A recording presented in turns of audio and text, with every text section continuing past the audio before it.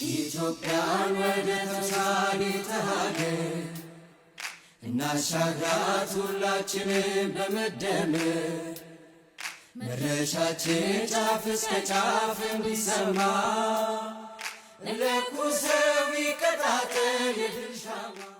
ውድ ኢትዮጵያውያን ብልጽግና ፓርቲ ከህዝቡ ጋር ሆኖ በመስራቱ ውጤት እንዳስመዘገበ ባሳለፍነው የምርጫ ዓመታት ማሳየት ችሏል። በሚቀጥሉት 5 ዓመታትም በትምህርት ዘርፍ የተጀመሩ ስኬታማ ስራዎች ተጠናክረው የሚቀጥሉበት አዳዲስ ውጤቶች የሚመዘገቡበትን ግብ ጥሏል። የትምህርት ጥራትና አግባብነት እንዲሁም ተደራሽነት ለማሳደግ በሁሉም ደረጃ ሁሉም ዜጎች ያለምንም ልዩነት ትምህርት እንዲያገኙ አጠንክረን እንሰራለን።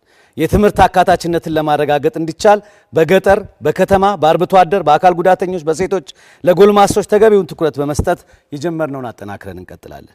ተማሪዎች በሀገር ፍቅርና በስነ ምግባር የታነጹ በእውቀትና በክህሎት በዓለም አቀፍ ደረጃ ተወዳዳሪ እንዲሆኑ የጀመርነውን አጠናክረን እንቀጥልበታለን። መምህራንና የትምህርት ቤት አመራሮች የትምህርት ጥራትና አግባብነት ግቦችን ማሳካት የላቀ ሚና እንዳላቸው በማመን ብቃታቸውንና ተነሳሽነታቸውን የሚያጎለብት ጥቅማ ጥቅሞችን የሚያሻሽል የመምህርነትን ሙያ ተመራጭ ሊያደርግ የሚችል አግባብ ተግባራዊ እንዲሆን እናደርጋለን። የትምህርት ቤቶች ደረጃን ለማሻሻል የህዝቡ ባለቤትነት ማረጋገጥ የጀመረውን የትምህርት ለትውልድ ንቅናቄ ተጠናክሮ እንዲቀጥል እናደርጋለን። በነገራችን ላይ ትምህርት ለትውልድ የኢትዮጵያ ህዝብ በሙሉ ተነቃንቆ የሰራው ስራ ነው። 150 ቢሊዮን ያህል ሪሶርስ የተሰበሰበበት ነው። ህዝብ ጋር የሰራነው ስራ ነው የትምህርት ስራ።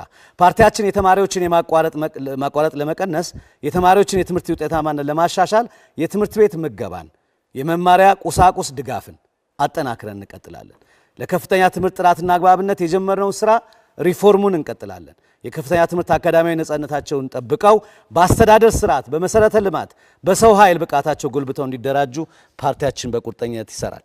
በአጠቃላይ ብልጽግና ፓርቲ በተገኙ ድሎች ሳይኩራራ ስኬቶቹን ከምንጊዜውም በላይ በማላቅ ተግባራዊ ያደርጋል። ብልጽግናን ይምረጡ።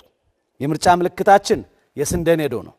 ብልጽግና መምረጥ የትምህርት ጥራትን ማረጋገጥ ነው። የትምህርት ተደራሽነትን ማረጋገጥ ነው። የትምህርት ፍትሃዊነትን ማረጋገጥ ነው። ውድ ኢትዮጵያውያን ብልጽግናን ይምረጡ። በስንዴ ነዶ ውስጥ መደመርን፣ አንድነትን፣ መተባበርን እናገኛለን።